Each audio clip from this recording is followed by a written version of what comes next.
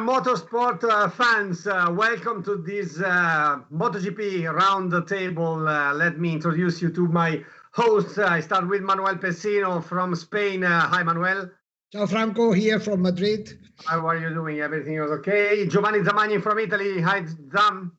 Ciao, Franco. Io from Milano, Italy. Milano, Italy. Michel Turco from France. Hi, Michel. Ciao, Franco. Yeah, I'm in Paris. Nice to see you, and we say hello to Matt Oxley, which has a major issue with this camera, but we hear your voice very nicely. Hi, Matt. How are you? How are you doing? Ciao, Franco. I'm fine. I'm in London, so good to see you all, even though you can't see me. But I was thinking that we must have about 120 years of MotoGP journalism here, mustn't we? Something like that. Oh yes, maybe more. Yes, that's nice. It sounds nice. My friends, in this very painful moment with this virus, which has been spreading all over the world, causing thousands of deaths, sorrow and grief, I would like to refer our first thoughts to all the people that has been suffering, all the people that has lost relatives. So this sorrow can hopefully very soon go away from this world, and let us talk about our mainly and usual problems. So this virus hopefully will be cancelled by vaccine or cures. And so we have to see what's going to be. First of all, I would like you to tell us something concerning your own countries, starting from Spain. Manuel, how is the situation over there? Well, we are locked down, I don't know, I think for the last 5 weeks, and I think we will have at least 2 or 3 more. And the situation is, it's not going, I'm not going to hide it. The situation is very bad, very sad, you know, when over 700, 800, 9 people get killed every day, you can't say anything different. And so, Zam, to you, to Italy, we come to Italy. But the situation is very similar to Spain. We have some improving during last week, but it's not enough. I think that it's already a long way to come to the normal life. So, in my opinion, it's not easy, the situation here in Italy. It's going to take a long time. Michel, we go to France then. Yes, you know, it's the same in France. I think you have around the table the representative of the 4 countries in Europe which are the most concerned by the virus, at least by the number of deaths. So we are all in the same boat, and it seems that the last days were a bit better. The pressure on the hospital are a bit less, but it's far away to see the end of to see the light at the end of the tunnel.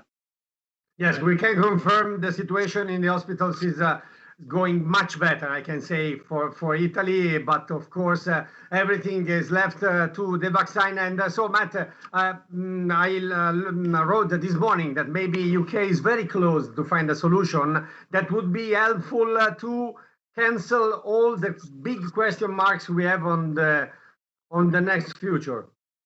Well, we're in lockdown. I think we're kind of coming up to week 4. It's hard to tell, isn't it? You kind of time just passes. But I mean, the situation here is very bad. We're losing, just from deaths in hospitals, sort of 800-900 people every day at the moment. So we don't think that we're quite near the peak, and I think we'll be in lockdown for some weeks to come. It's kind of, I think it's so difficult to see the future at the moment, isn't it? Really, you just literally have to adapt every day, every week. And I guess once the figures start going down, the death rate goes down, maybe I think it'll be the same across Europe. They'll just open up things one by one. We heard today that in Spain, they're already talking about allowing construction workers back to work and factory workers as a kind of first step to seeing what effect that has. I guess they've got to make a change. If the death rate goes up, then they've got to go back again. I don't know. Okay, and that's the next question, starting again from Manuel Pesino in Spain. How is the situation affecting the world of the works, the jobs? Can the factories go back to their use usual habits, Manuel, or does it take still too long? Here the factories and they have been working until 2 weeks ago when the pressure on the hospitals was not sustainable, and then they locked down for 2 weeks. But the economy has to keep working. You know, it's a mix to try to find the balance between the economy and the situation regarding the health. But the country economically cannot stop. This is what they think here. Zam. But I think that they think the same in all the world, in all the Europe, in all the world. In my opinion, first of all, is not the economic situation. For me, it's not important in this moment. I can understand that we have to think about this, but not in this moment. So in Italy, they are discussing about this every day. They are discussing about the opportunity to open again the factory or not open the factory. And I think that from tomorrow, I think from Wednesday, they will open some factory that they were closed before. But I said what I said before is it's the same that I say now. I think that we are not ready to come back to the normal life in this moment in Italy. And Michel?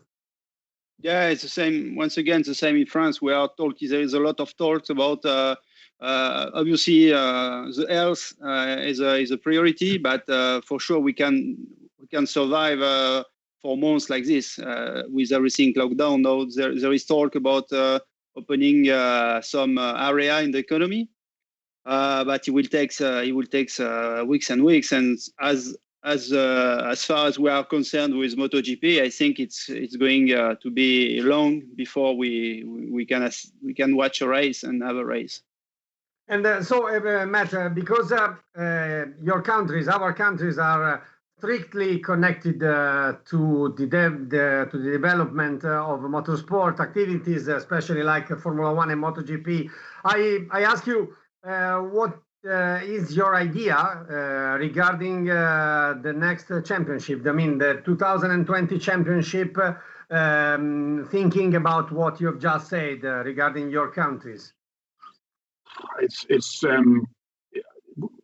sometimes I think maybe we will start racing in August or September, and other times I think it won't happen at all this year. It's just so difficult to know. I mean, I know that a few days ago, Pit Bira was talking about, that we could go racing again in MotoGP. Pit Bira from KTM talking about maybe we could go racing again in MotoGP in a kind of skeleton way, behind closed doors, with literally the rider and 8 people from that factory to run his bikes. So literally, because you could not open up MotoGP totally, which would mean 1,000 or 2,000 people getting in planes and in cars and trucks driving and flying around Europe. This is completely impossible. But maybe in a few months, you could have an agreement. It would obviously have to come from governments or whatever, that, to release, okay, so you can run a race behind closed doors, and each rider, 24 riders, 22 riders, can take 8 people with him, that have had a test and a negative or something. It's to me, that's the only way it can start. It will have to start in some really strange way like that. And I don't think as journalists we would be allowed to go. We would have to, sit and watch it from home, Okay, Manuel, and then Michel and Zam. Yes, I am happy to hear Matt being positive, because I am positive as well. I know that there are others that think it won't happen. And I was basically very positive until last week when I heard Carmelo saying that probably it wouldn't happen, the 2020 championship. But immediately after, his words were, in my opinion, very out of time. I don't know if you say it in English, because immediately after he had to give out a statement saying that Dorna's priority was still trying to race. Okay, that was kind of a contradiction of what he said 48 hours before. So I also think that at the end, some races will happen. The format is very close, in my opinion, to the one that Matt explained. And basically, another thing that I think it will be basically an European championship. I think the championship, if it happened, has to be cheap, quick, and small. Michel. Just to say that I think it's funny to listen to Pete Barra saying that we can have a MotoGP championship with one rider and 4 people around and a small track. When you see that KTM has the biggest hospitality in the world, like a building, it's quite funny to see that now they are thinking that they can race with nothing. In my opinion, the MotoGP economy, the MotoGP business is based on a lot of people, not. Okay, maybe you can have races with one rider, one bike, and 4 mechanics. But could it be MotoGP when you see how the practice and the race are going? For me, I think it's a bit difficult to imagine this. At least why are not using the MotoGP rider on a super bike? I don't know, but. I would like to be more optimistic, but honestly, I feel that it's going to be difficult to have races before September. Maybe in October, November, we can have 6-7 races. Why not? But before that, I'm not sure. You see it very difficult. Zam. I think the same of Michel. I'm always optimistic. This time not. I believe that the championship will not be held. I think that it is impossible to move. The people needed to organize a Grand Prix because you need not just the riders and the mechanics, but you need also the marshal, the doctors, the camera and TV, and many other people. Not journalists, for example, is okay, no problem, but you have guaranteed the television because Dorna wants to race just for the television. And for all this, I think that it will be not possible to hold the championship. Matt, do you agree that in these terms to sacrifice the viewers, I mean, closed doors could be an idea for the next future instead of sacrificing the big money of the televisions then? No, I think television has to be there really, and thinking about it, maybe because the sport needs to generate money because otherwise nobody can afford to do it, and the only way you can generate the money is by having TV cameras there. But maybe the only way it would be able to happen would be if they had 3 or 4 races in Spain, because you have all the TV guys. Dorna are based there. The race director lives in Andorra. You know what I mean? So yes. You've got all the marshals. You've got 4 different racetracks. It's all on one continent, so in one country. So your minimum, it's purely down to Spain. One government has to say, okay, you can do this. Yeah, that would be a possibility. But the problem is social distancing at the first corner. How will you keep all the riders 2 meters apart at the first corner? I'm joking, of course. But yeah. Look, Matt, I agree with you, because in my dream, because it's a dream, I see if 3 countries could get together, they could have the same way to handle this situation, and not in 27 different ways that the UE is doing this. If we can, that Italy and Spain, for example, and I included France, we had the situation to move between our countries easy. We could do easy a championship with 7-8 races, 2 in Italy, these 4 in Spain, plus 1 in France. There we have the championship. But as Michel says, France will be closed. But the idea you said, I think it's very possible. And remember that there is also the circuit in Portugal that, the Algarve, there in the south, that could help perfectly a Grand Prix. Yeah, Michel. But it depends on the borders.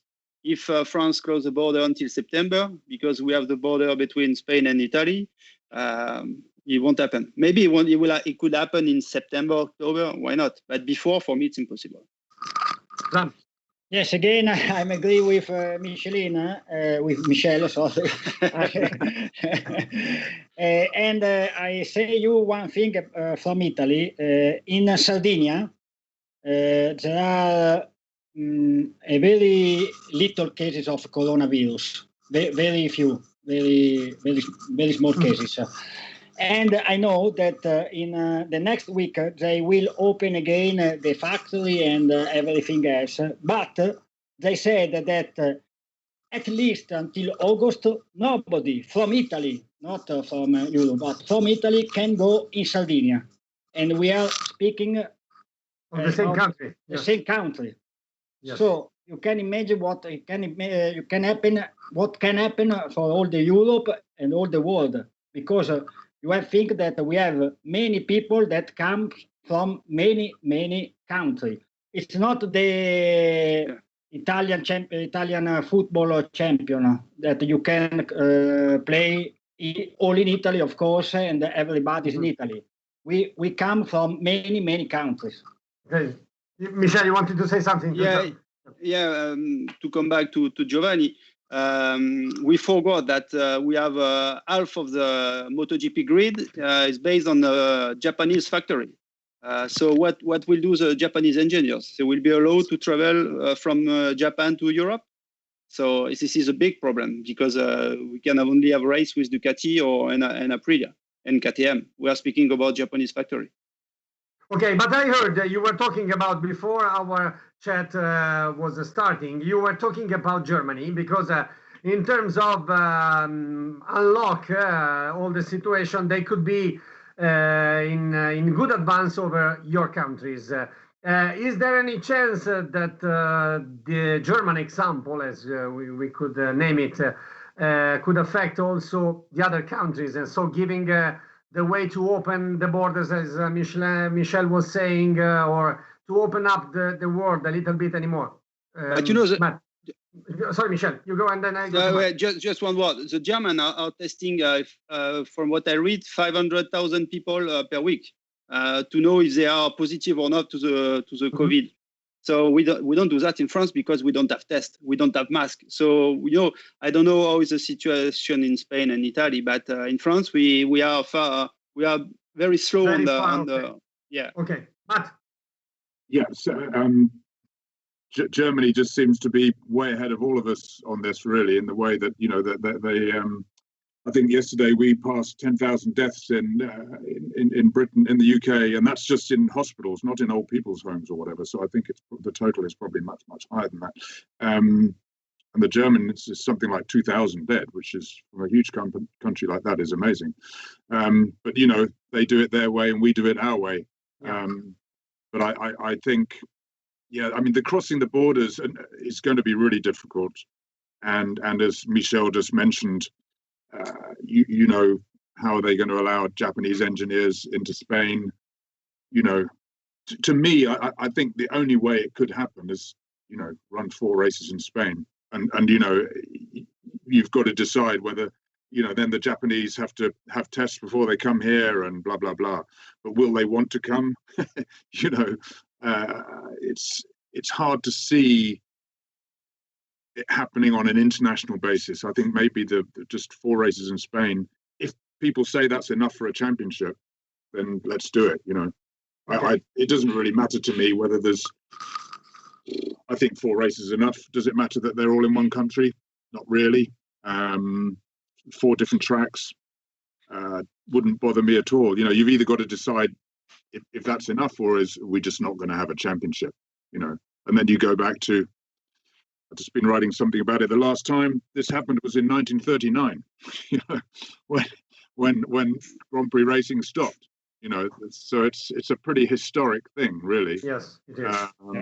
At least what's happening now is terrible, but at least it's not as terrible as what happened in 1939. Yeah, true. Yes, Michel, did you have the chance to talk to Hervé Poncharal, president of IRTA? And Yeah. I speak with him every week. So at the beginning he was a bit upset and a lot. He was worried about the situation, but as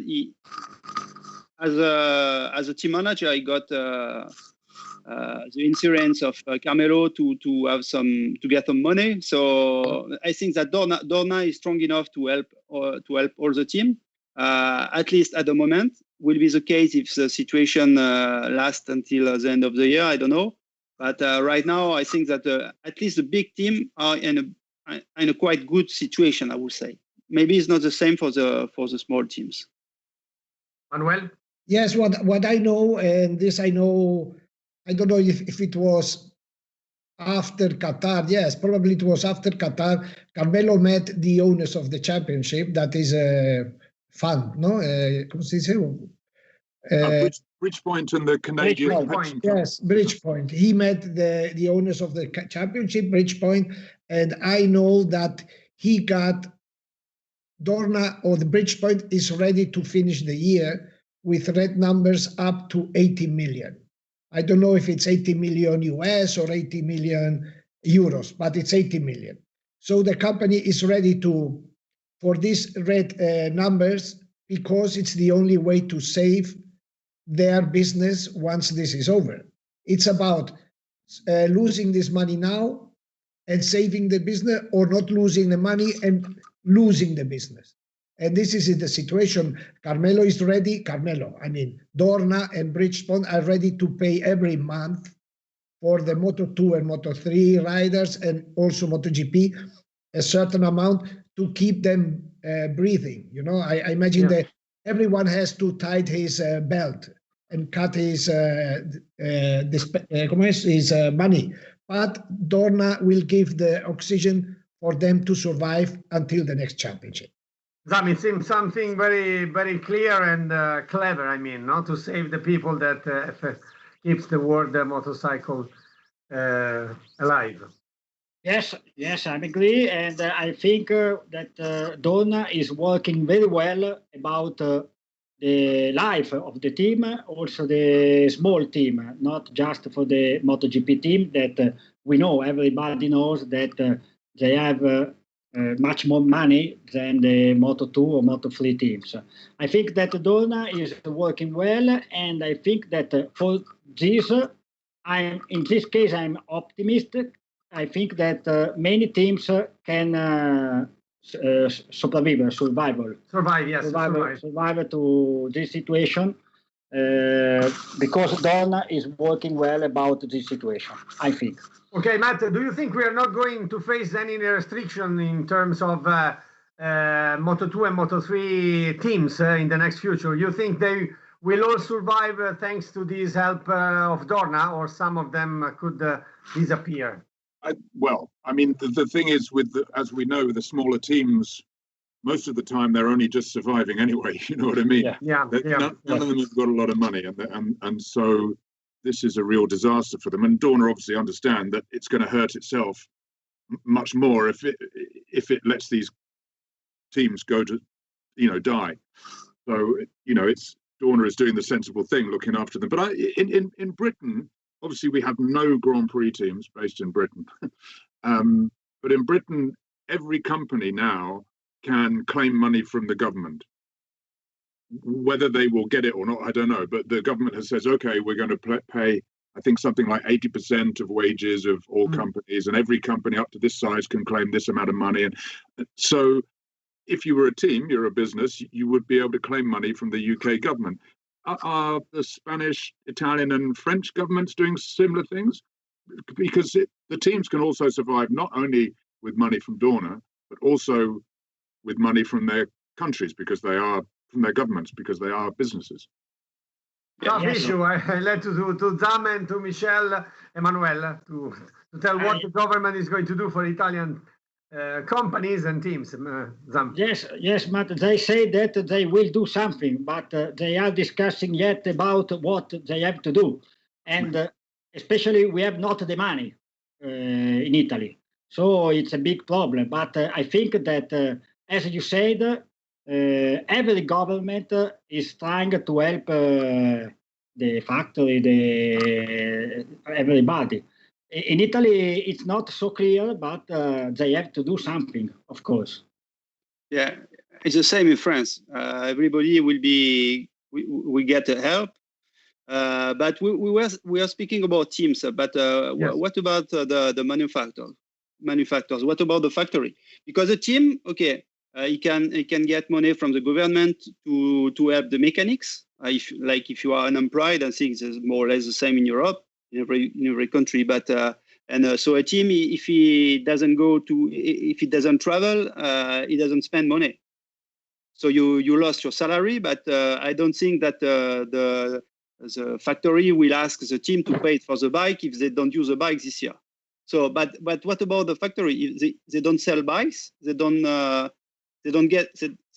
money this year. Maybe they are more they have more problem than the teams. Yeah, look, in this case, I think that the one who are suffering, and we have seen quotes, are the European brands. The European brands are suffering the hell. The Japanese, I think, first, they are much bigger companies. They are basically corporation. And the other day I went through the numbers of Yamaha to see how much percentage of their benefit comes from their selling in Europe.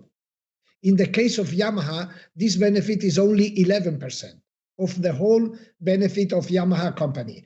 Okay, other countries now, like Indonesia, where they make the money, and Asia, are locked down, but not as much as here.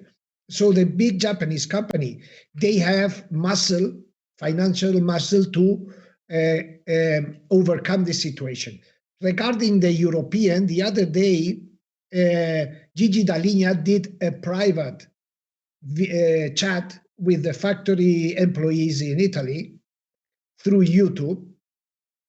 And basically what was decided was that Ducati was going to cut all the contracts, external contracts, okay? Nothing would be bought from outside. Nothing means nothing. All the contracts, any type of contracts, would be at this moment cancelled. The reparto corse will not buy any part that cannot be made inside. All the employees of Ducati, including the racing department and apparently also the riders, will have a cut in their incomes. This is like an emergency situation, and this is what, in my information, was told to the inside the Ducati company, right? Then we have heard Mr. Pierre saying that KTM will not come back with the same financial strength that they were putting in before. This is KTM. And in Aprilia, the news that come from Aprilia are even more scary. So for the European factories, which are completely locked down, because the Japanese, they have locked down the factories, I think, 3 days ago. Until 3 days ago, they were working, all right? But the European, they were just locked down. Look, imagine, Ducati sells how much? 50,000, 55,000 bikes a year. Honda sells 17 million bikes. So you cannot compare the financial, back or muscle the different factory have. In fact, and sorry to keep on talking, in fact, you know that there were an MSMA meeting last week. The first since Qatar, the first meeting from the Manufacturer Association. There what was decided to freeze the development of the bikes until 2022. Yes. Why? Because the European were saying that the Japanese had an advantage to keep developing the bikes in Japan while they were closed. This is one of the points. Obviously, the financial was another point, because the Japanese could, for example, take their bikes into the wind tunnel or work on the bikes, while the European couldn't. So the European are going through a terrible time. Anything to say, Matt? You want to say something regarding this MSMA position? well, I mean, they had to make some kind of decision, and I think that's pretty much, you know, what they did was the right one. So, yeah, I mean, it's hard to see. As Manel says, it's a worry, you know, that we might lose, you know, even a manufacturer, let alone teams, at the end of this. You know, and most of this is not down to Dorna, it's down to governments, isn't it? You know, and I think most of the governments, obviously, they don't want to lose big manufacturers, but we're just completely in unprecedented times. It's impossible to know what the world's going to look like when we come out of this. You know, it really is. It's impossible. It seems that I think although hopefully from a health point of view, things aren't going to get worse. You know, we're waiting for the kind of second wave of this problem, which will be the economic, you know, tsunami is the word, Matt. Yeah, tsunami, absolutely. Yeah, I agree with what you say, but on the medical point of view, I was told by people who understand much more than I do that the second wave could be less effective than the first one, because historically viruses come for the second time but find a less fertile, you know, place where to hit. So hopefully we are going. I still hope that the cares and the vaccine could come and suddenly change every point of view. No, we are talking about the future without knowing what it's going to be. But there is another issue I would like you to talk to us regarding the contract, Zam, because many riders will be affected by this virus because their contracts are made in a certain way. I just would like to know what's going to be for the most riders, and if the top riders are going to be treated like the others. I mean, it's one thing to talk to. You say you imagine one rider, and then you talk about Rossi markets or the top riders. Is it going to change something between them? During this week, I spoke with many team managers of Ducati, Aprilia, Honda, Suzuki, and Yamaha, and everybody said to me that it's too early to speak about the contract of the riders, because everybody is waiting for the championship or for what they will decide in the next month. So they said to me that for the moment they are not thinking about this, but for sure it will be happen. In my opinion, it's not possible that the rider will be paid as before. It's not possible, I think. But everybody, repeat, Suzuki with Davide Brivio, Ducati with Paolo Ciabatti and Francesco Guidotti, Aprilia with Romano Bresciano and Massimo Rivola, and Yamaha with Mario Meregalli that I interviewed 2 days ago. They said to me that for the moment they are not thinking about this. They said to me, I don't know if it's true, but they say that. Michel. We have to say that there are 3 riders who signed before the crisis appears. This is Marquez, who signed 4 years with Honda. So one question, my question is, will he get the money he has signed for, or will he have to discuss with Honda? I don't know the amount of this contract, but we can imagine it's a huge contract. Honda will be able to pay for it. We don't know how many races we will have this year, but we don't know how many races we will have next year. Will the championship keep the same schedule, the same format as today? Maybe it's going to be difficult. Maybe we will reduce the number of races. So if we get the same money, I don't know. This is also we have also Viñales and Quartararo who signed 2 years contract. How this situation will affect them? I can imagine that it won't be the same for Maverick and for Fabio. because, for example, Fabio signed with an amount of money quite low because he accepts this amount of money to get a factory bike for this year. But if he won't use this bike this year, or maybe he will use it only for a few races, so maybe he won't have to reduce his contract, his amount of money. But maybe Viñales, who signed for a lot of money, will have to reduce. So every situation, is going to be different. So it's difficult to say what will happen.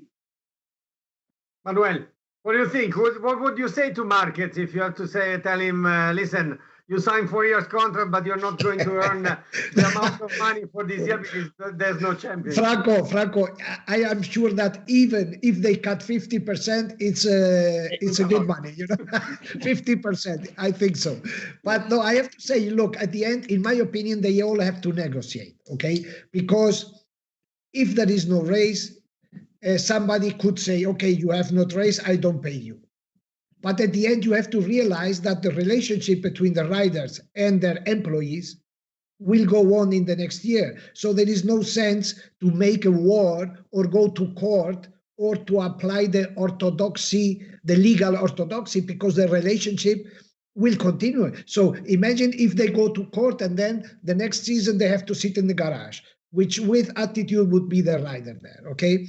And then I wanted just to underline here, basically all the factory contracts, there are in a 90% the same, between KTM, Yamaha, papa. There are little details, but there is one company which does the contract completely different, which is Honda. A rider, he gets paid for doing his job, okay? He is a rider, he gets paid for doing job, but part of this, what he gets is for the use of his image, right? We know this about the football. So on the contracts of the factory rider is written, you will get paid 10 millions for racing, and for giving us the right to use your image. Honda is the only one who has in their contracts splitted the two amounts. So in any case, the amount for the image, Marquez and his brother, they will get that image, that money, because they are still using the image to selling the bikes, correct? Mm-hmm. And then the other part is what will be negotiable. How much is this? I know it's 70 to 30. Okay, if Marquez makes 10, he has guarantee 3 and he has to negotiate 7. And in my opinion, after what has happened now in the situation, from now on, all the contracts will be Honda style. Matt, I come to you. Anything to say regarding this? The bigger worry is the contract for the lower down riders, who some of it would be interesting for the guys who are actually paying to race. I guess they're actually saving money at the moment. They have to pay. Yeah. So that would be an interesting one. There's another thing worth sort of thinking about, not so much from the financial side of it, but the human side of it. I especially think of somebody like Joe Roberts, who, he's been in Grand Prix racing for a few years and he's never had the right bike until now, and suddenly, bang, he's training well and he's got on a bike that works for him. Boom, straight in the pole position, etc. Fighting for the win. Suddenly, overnight, he's gone from kind of nowhere to being the man. And everybody's talking about Joe Roberts, and then everything stops. Yeah, he's in the freezer. He's back in the freezer. Nightmare for somebody. Finally, your career is taking off. You're going to make it, and then bang, it all stops. And I think that's something worth thinking about as well. I feel so sorry for somebody like him, who finally seemed to have turned that corner, and then suddenly it stopped. And how this break is going to affect all the riders. To maintain your concentration, your commitment, your dedication. Some will get stronger through this, and some may get weaker. It's going to be interesting. Michel, you want to say something? Yeah. So Matt is speaking about a young rider who just is coming out. And what about riders are going to close the door like Valentino? Will he decide to, he was thinking what I have to do for next year? I need 3-4 races to see, and there are no races to see. So what is going to, I'm not the only one that is thinking about that, but what is going to do? Very interesting.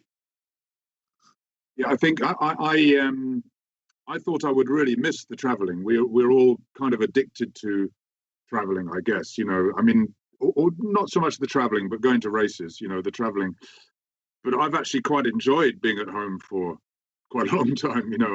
And you begin to apply that your own thought process to Valentino. He's stuck in. I've never been to his house, but presumably he has a very beautiful house, and I know he has a swimming pool, and he's there with his girlfriend and his dogs, and relaxing and growing a beard. And either he's going to be climbing up the walls and thinking, Christ, I cannot wait to start racing again, or he's going to be going, you know what, this is actually really quite nice, and I'm relaxed and I don't have to worry about anything. So going on what Michel said, how is this break going to affect Valentino's mind? I don't know.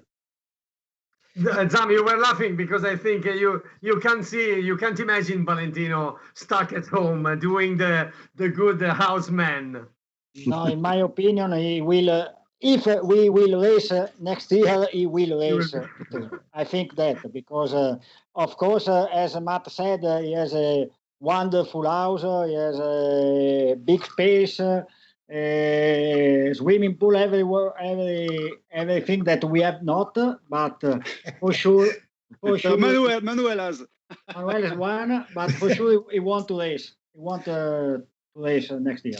Yes, look, we have spoken with some, I don't know Valentino, but we have spoken with younger guys, and they are completely desperate.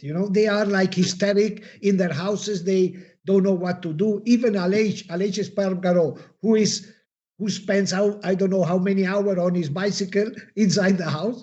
He stays for every day. He does 200 kilometers on the bike. So imagine the energy he has.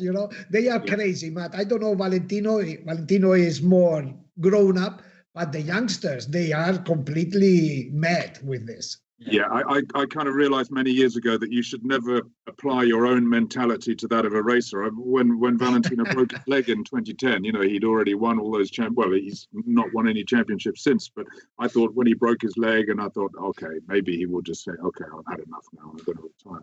Because that's what I would have done if I was in his situation. But, you should never, I realized then that you should never apply your own thinking process to that of a professional Motogp rider, because their brains are very, very different from our brains.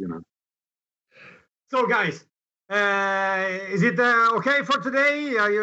It's been so nice listening to you, and hopefully if you wish, we could meet up again next week just to see how the things are evolving and focus on something else. Michel, is it okay for you? Matt? Yeah, all good. Thanks. Good to see you all. And it's a little bit like, being back in the paddock for half an hour. So yeah. It was nice. It was great. Matt, we can't see that it was good to see you, but it was good to hear you. Okay. Yeah. Sorry for technical inabilities. I'm sorry. No problem. Giovanni. We are 20th century people. That's the problem. Giovanni Zamani from Italy. Ciao, Zam. Speak for you, Manuel. I'm very young. Bye, Matt Oxley. Michel Turco. Ciao, Michel. Manuel Pessino. Ciao. Bye-bye. See you next week. Bye-bye.